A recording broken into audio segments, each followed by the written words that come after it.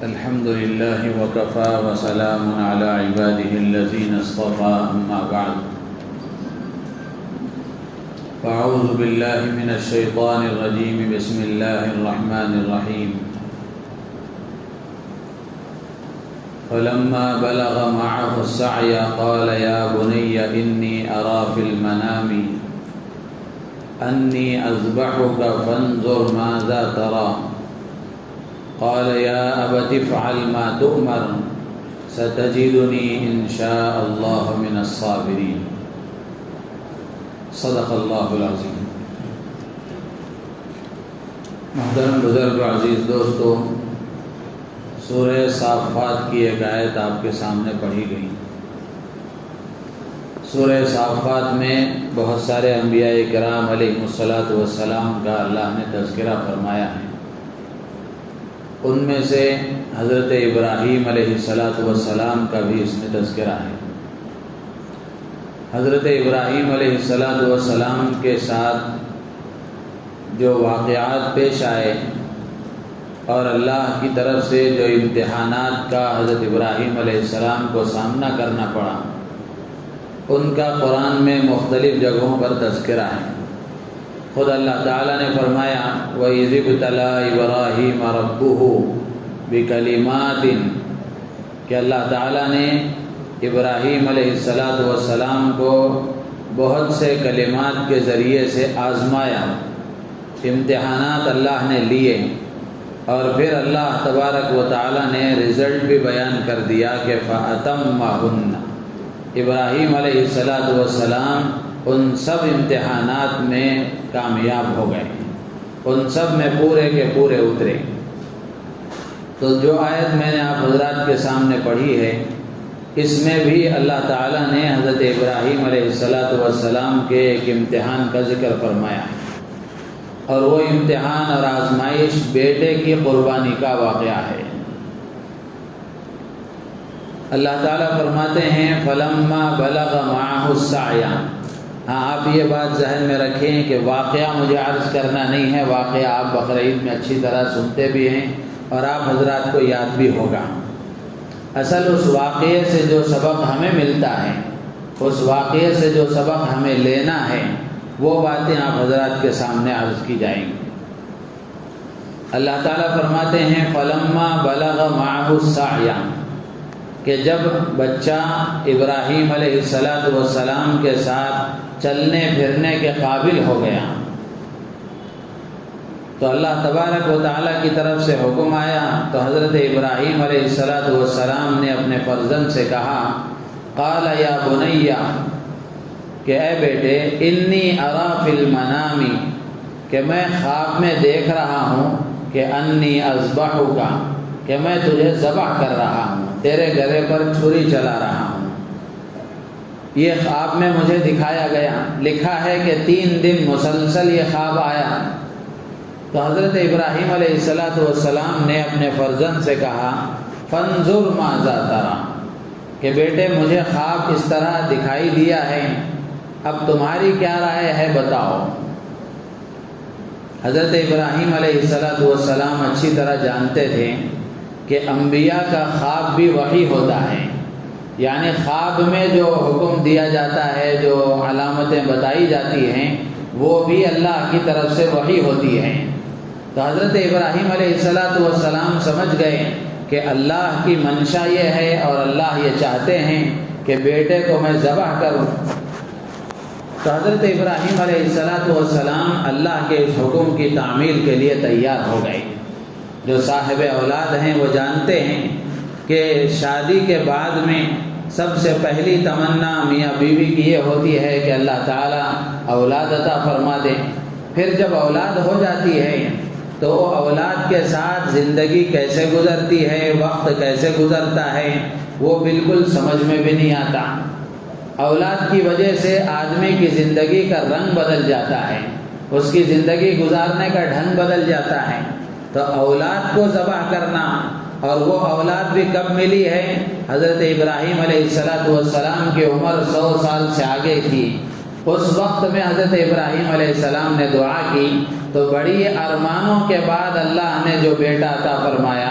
اس بیٹے کو ذبح کرنے کا حکم دیا جا رہا ہے، اور پیدا ہوتے ہی یہ حکم نہیں دیا گیا، بلکہ پیدا ہونے کے بعد بچے کے ساتھ کچھ وقت گزرا، دل بچے کے ساتھ لگ گیا، بچہ جب چلنے پھرنے کے قابل ہو گیا، مفسرین نے لکھا ہے کہ تقریباً 13-14 سال کی عمر ہو گئی، جب بچہ باپ کا بازو بننے کے قابل ہو گیا تو اس وقت اللہ کی طرف سے یہ حکم آیا۔ تو ہم تھوڑی دیر تصور کر کے دیکھیں کہ جو صاحب اولاد ہیں وہ اچھی طرح سمجھتے ہیں کہ اولاد کتنی مشکل سے اللہ کی طرف سے ملتی ہے، اور جب اولاد مل جائے تو اولاد اور بچے کو کانٹا چبھنا تک ماں باپ کو گوارا نہیں ہوتا۔ تو اللہ کی طرف سے ذبح کرنے کا حکم دیا جا رہا ہے۔ حضرت تھانوی رحمۃ اللہ علیہ نے ایک جگہ لکھا ہے کہ اولاد مفرح قلوب ہوتی ہے، یعنی اولاد کی وجہ سے دل کو خوشی محسوس ہوتی ہے۔ مثال کے طور پر باپ باہر سے کتنی ہی تھکان کے ساتھ گھر میں کیوں نہ آئے، اور کاروبار میں مصروف ہے، باہر کے ہزار ٹینشن ہیں، لیکن گھر میں جیسے ہی داخل ہوتا ہے چھوٹا بچہ اپنی تتلی زبان میں یا پھر اپنے اشاروں کے ذریعے سے باپ کی طرف دوڑتا ہوا آتا ہے تو باپ کی وہ ساری تھکان دور ہو جاتی ہے، وہ سارے ٹینشن ختم ہو جاتے ہیں بچے کو دیکھ کر۔ تو اولاد مفرح قلوب ہوتی ہے، دل کو خوش کرنے والی، خوشی بخشنے والی ہوتی ہے۔ تو ایسی اولاد کے بارے میں، اور وہ بھی اولاد اگر فرما بردار ہو، اولاد اچھے اخلاق اور کردار والی ہو تو اور زیادہ بچے کے ساتھ دل لگ جاتا ہے، اور زیادہ اولاد کے ساتھ طبیعت لگ جاتی ہے۔ تو حضرت ابراہیم علیہ السلام کے فرزند حضرت اسماعیل کے بارے میں یہ کہا جا رہا ہے کہ تم اپنے بیٹے کو ذبح کرو۔ تو یہ جملہ جو میں نے کہا حضرت تھانوی رحمۃ اللہ علیہ کا کہ اولاد مفرح قلوب ہوتی ہے، یقیناً جب بچہ پیدا ہوتا ہے یا بچی پیدا ہوتی ہے دل کو خوشی ہوتی ہے اور خوشی کا اظہار بھی ہوتا ہے، لیکن یہ اولاد ہمیشہ خوشی ہی دینے والی رہے اس کے لیے ماں باپ کو کردار ادا کرنا پڑتا ہے۔ ماں باپ کی تربیت ضروری ہوتی ہے۔ اگر ماں باپ صحیح تربیت کر لیتے ہیں تو پھر یہ اولاد موت تک کے لیے دل کو خوشی بخشنے والی، راحت پہنچانے والی ہوتی ہے۔ اور اگر خدا نخواستہ بچپن میں بہت زیادہ لاڑ و پیار ہو گیا اور تربیت کی طرف دھیان نہیں رہا تو وقتی طور پر کچھ سال کے لیے، کچھ دنوں کے لیے، کچھ مہینوں کے لیے یہ مفرح قلوب تو ہو سکتی ہے، لیکن جب وہ باشعور ہو جائے اور ان کے اخلاق خراب ہو جائیں، عادتیں خراب ہو جائیں، بری صحبتوں کے حوالے ہو جائیں تو پھر یہی اولاد سر کا درد بن جاتی ہے، پھر یہی اولاد گلے کا کانٹا بن جاتی ہے، اور یہی اولاد ہمارے خاندان کے لیے داغ اور دھبا بن جاتی ہے۔ تو اس لیے بنیادی کردار بچپن میں تربیت کا ہوتا ہے۔ بہت زیادہ لاڑ و پیار دے کر ان کو خراب کرنا، ان کی عادتیں بگاڑنا، یہ ماں باپ کے لیے بعد میں پریشانی کا سبب بنتا ہے۔ تو الغرض حضرت ابراہیم علیہ السلام کو اللہ تبارک و تعالی نے اس وقت اپنے بیٹے کو ذبح کرنے کا حکم دیا جب بیٹا چلنے پھرنے کے قابل ہو گیا، باپ کا دست و بازو بننے کے قابل ہو گیا۔ اور حکم بھی اللہ تعالیٰ نے جبرائیل کو بھیج کر نہیں دیا بلکہ خواب کے ذریعے سے دیا۔ اگر اللہ تعالیٰ جبرائیل کے ذریعے سے زبانی حکم دیتے تو پھر کوئی آزمائش کی بات ہی نہیں تھی، اس لیے کہ خواب کے ذریعے حکم اللہ تعالیٰ اس لیے دے رہے ہیں کہ خواب میں عموماً تعویلات کی گنجائش ہوتی ہے، شاید ایسا ہوگا، شاید ویسا ہوگا، ایسا اللہ چاہ رہے ہیں، ایسا چاہ رہے ہیں، تعویلات کی گنجائش ہو سکتی ہے۔ تو اللہ تعالیٰ یہ دیکھنا چاہتے ہیں کہ ابراہیم کو خواب میں حکم دیا جائے تو یہ تعویل کرتے ہیں یا تعمیل کرتے ہیں، حکم کی تعویل کرتے ہیں یا حکم پر عمل کرتے ہیں۔ تو اللہ تبارک و تعالیٰ نے خواب کے ذریعے سے حکم دیا، اور خواب کے ذریعے سے اللہ نے حکم دیا تو حضرت ابراہیم علیہ السلام نے بجائے تعویل کے اللہ کے حکم کی تعمیل کے ارادے سے اپنے بیٹے کے سامنے ذکر کیا۔ اور بیٹے کے سامنے اس لیے ذکر نہیں کیا کہ بیٹا تیار ہو گیا تو پورا کریں گے، تیار نہیں ہوا تو نہیں کریں گے، اس لیے نہیں، اس لیے کہ حضرت ابراہیم علیہ السلام جانتے تھے کہ بیٹا اسماعیل نبی کی اولاد ہے اور آپ نے اس کی تربیت فرمائی ہے. آپ اچھی طرح جانتے تھے کہ بیٹا ہر حال میں تیار ہو جائے گا، لیکن پھر ان کی رائے اس لیے معلوم کی جا رہی ہے تاکہ دنیا کو پتہ چل جائے کہ باپ نے یہ کام زبردستی نہیں کیا ہے بلکہ بیٹے کی رضامندی کے ساتھ. اور اسی طرح دوسری حکمت مفسرین نے لکھی ہے کہ حضرت ابراہیم علیہ السلام نے حضرت اسماعیل سے اس لیے ذکر کیا تاکہ ظاہری الفاظ بھی ان کے زبان سے جب ادا ہو جائیں تو اجر و ثواب میں وہ بھی شریک ہو جائیں، اللہ کے حکم کی تعمیل کا وہ بھی زبان سے اظہار کر دیں. تو اس لیے حضرت ابراہیم علیہ السلام نے کیا فرمایا، فانظر ماذا ترى، کہ بیٹا سوچ سمجھ کر بتانا. فانظر کا لفظ ہے کہ بیٹا سوچ سمجھ کر بتانا. لیکن بیٹا بھی تربیت یافتہ تھا، نبی کا پروردہ تھا، تو حضرت اسماعیل نے فوراً دوسرے ہی جملے میں کہا، قال یا ابت افعل ما تؤمر، ابا جان آپ کو جس کا حکم دیا گیا آپ وہ کام کر گزریے، اس کے لیے میری رائے کی کوئی ضرورت نہیں ہے، سوچنے سمجھنے کی کوئی ضرورت نہیں ہے. حکم اللہ کا ہے، اس کو ہر حال میں پورا ہونا ہے، اس کو ہر حال میں پورا کرنا ہے. لہذا یا ابت افعل ما تؤمر، کہ ابا جان آپ کو جس چیز کا حکم دیا گیا ہے، دیا جا رہا ہے، آپ اس کو کر گزریے، پورا کیجیے. پھر آگے کا جو جملہ فرمایا، ستجدنی انشاءاللہ من الصابرین، انشاءاللہ آپ مجھے صبر کرنے والوں میں سے پائیں گے. یعنی آپ جب حکم کی تعمیل کریں گے تو میں شور شرابہ نہیں کروں گا، جزا و فضا نہیں کروں گا، بلکہ شکوہ شکایت نہیں کروں گا، بلکہ صبر کرنے والوں میں سے آپ مجھے پائیں گے. یہ جو جملہ ہے عربی اگر جاننے والے ہیں تو وہ سمجھتے ہیں کہ حضرت اسماعیل علیہ السلام نے یہ نہیں فرمایا کہ اللہ نے آپ کو جو حکم دیا ہے آپ وہ کام کر گزریے، میں صبر کر لوں گا، یہ نہیں فرمایا، بلکہ حضرت اسماعیل نے فرمایا کہ ابا جان جس چیز کا آپ کو حکم دیا جا رہا ہے آپ وہ کام کر گزریے، انشاءاللہ آپ مجھے صبر کرنے والوں میں سے پائیں گے. دونوں بولنے کے جو جملے ہیں، بولنے میں جو فرق ہے اس میں بھی فرق ہے. میں صبر کر لوں گا بولنا، اور اسی طرح آپ مجھے انشاءاللہ صبر کرنے والوں میں سے پائیں گے، یہ دونوں جملوں میں زمین آسمان کا فرق ہے. حضرت اسماعیل علیہ السلام نے یہ تعبیر اختیار فرمائی کہ آپ مجھے انشاءاللہ صبر کرنے والوں میں سے پائیں گے. یہ تعبیر اختیار فرما کر قیامت تک کے آنے والے انسانوں کو یہ پیغام دیا کہ اگر تم سے کوئی خیر کا کام ہو جائے، کوئی بھلا کام ہو جائے، کوئی نیکی تم سے ہو جائے، صادر ہو جائے، کوئی اچھا کام تم سے ہو جائے، تو بڑپن کے ساتھ بڑے جملے بولنے کے بجائے کہ یہ میں نے ایسا کر دیا، مجھ سے ایسا ہو گیا، میں کر دوں گا، میں نے کیا، یہ جو جملے ہیں یہ اللہ کو پسند نہیں ہیں. بلکہ اگر کوئی خیر کا کام آدمی سے ہو گیا تو زبان سے عاجزی کے جملے ہوں، عاجزی اور تواضع اور انکساری کے جملے ہوں کہ اللہ نے اپنے فضل سے یہ کام مجھ سے لے لیا،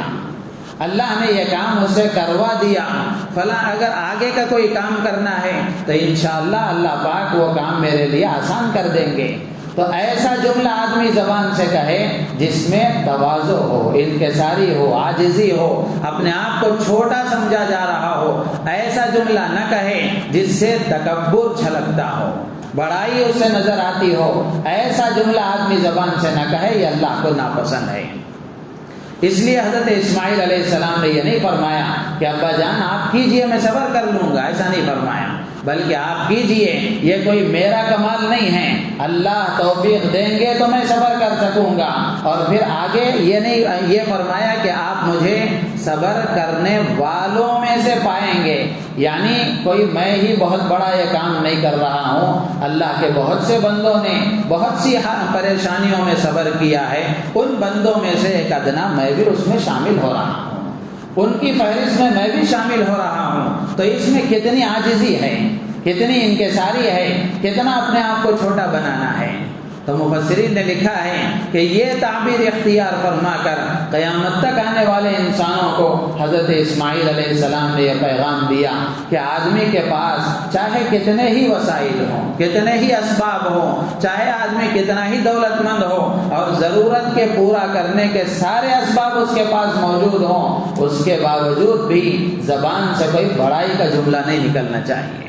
زبان سے کوئی ایسا جملہ نہیں نکلنا چاہیے جس سے آدمی کو یہ سمجھ میں آئے کہ مجھ سے ہوتا ہے، میں کرتا ہوں، میرے سے ہوتا ہے، میں نے کیا ہے، یہ میرا کمال ہے۔ یہ جملے اللہ کو پسند نہیں ہیں۔ آدمی ایسا جملہ کہے جس کی وجہ سے آج سامنے والے کو عاجزی سمجھ میں آئے، تواضع سمجھ میں آئے۔ آدمی انکساری کے ساتھ یہ جملے کہتا ہے تو پھر اللہ کو وہ پسند آتے ہیں اور وہ خیر کا کام اللہ تعالیٰ قبول فرماتے ہیں۔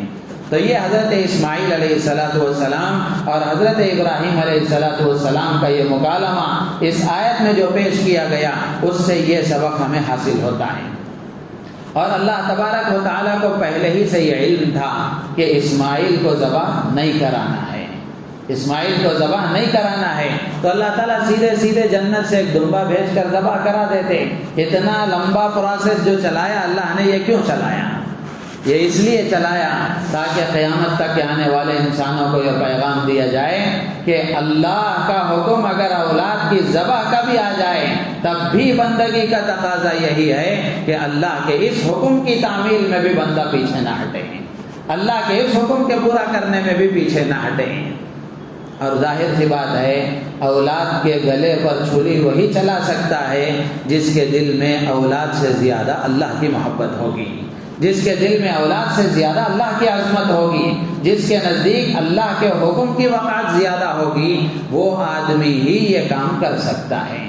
تو اب اس وقت ہمیں اپنی اولاد کو تو ذبح نہیں کرنا ہے، اللہ نے کرم فرما دیا، لیکن اس واقعے کو قرآن میں قیامت تک کے لیے اللہ نے اس لیے بیان فرمایا کہ اولاد کو تو ذبح نہیں کرنا ہے، لیکن اپنی حرام خواہشات کو ذبح کرنا ہے، اولاد کی ناجائز خواہشات کو ذبح کرنا ہے۔ ایسا ہوتا ہے کہ آدمی دیندار ہوتا ہے، باشرع ہوتا ہے، شریعت کا پابند ہوتا ہے، لیکن اولاد کی محبت میں غیر شرعی کام کرتا ہے، بیوی کی تمنا میں غیر شرعی کام کرتا ہے، بچے ضد کرتے ہیں تو غیر شرعی کام کرنے لگتا ہے۔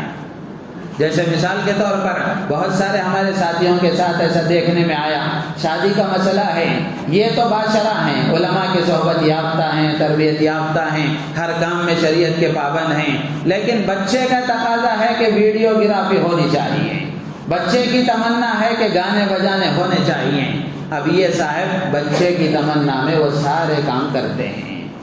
وہ سارا اسراف، وہ سارے کام کرتے ہیں۔ تو اللہ تبارک و تعالیٰ نے یہ واقعہ بیان فرما کر قیامت تک آنے والے انسانوں کو یہ پیغام دیا کہ اولاد کو تو ذبح نہیں کرنا ہے اس وقت میں، لیکن اپنی حرام خواہشات کو بھی ذبح کرنا ہے۔ حضرت ابراہیم علیہ السلام کے جذبات سے یہ سبق ہمیں ملتا ہے کہ حضرت ابراہیم علیہ السلام نے بیٹے کی محبت پر چھری چلا کر اللہ کے حکم کو پورا کیا ہے۔ تو اب یہاں اولاد کی ناجائز خواہشات، اولاد کی حرام خواہشات کو ذبح کر کے اللہ کے حکم کو پورا کرنے کے لیے اپنے آپ کو بھی تیار کرنا ہے اور اولاد کو بھی آمادہ کرنا ہے، اور اولاد کی خواہشات کو بھی ذبح کرنا ہے، اپنی خواہشات کو بھی ذبح کرنا ہے۔ اس وقت یہی سب سے بڑی قربانی ہے، اس وقت یہی سب سے بڑی قربانی ہے۔ اور جو قربانی ہم بقرعید کے موقع پر کرتے ہیں، اللہ کو صرف جانور کا خون بہانے کا مطلب ہی نہیں ہے، اللہ تعالیٰ یہ چاہتے ہیں کہ جانور کا خون بہانے کے ساتھ ساتھ قربانی کی جو روح ہے وہ روح انسان کے اندر پیدا ہو۔ قربانی کی روح یہ ہے کہ آدمی اپنے نفس کی خواہشات کو قربان کرے، اللہ کے حکم کو پورا کرنے کے لیے اپنے آپ کو آمادہ کرے، اور اللہ کے حکم کے آگے اپنا سب کچھ قربان کرنے کے لیے وہ تیار ہو جائے۔ یہ پیغام ہے حضرت ابراہیم علیہ السلام اور ان کے فرزند ارجمن حضرت اسماعیل علیہ السلام کے اس واقعے کا۔ اللہ تعالیٰ مجھے آپ کو، پوری امت مسلمہ کو اس کی توفیق عطا فرمائے۔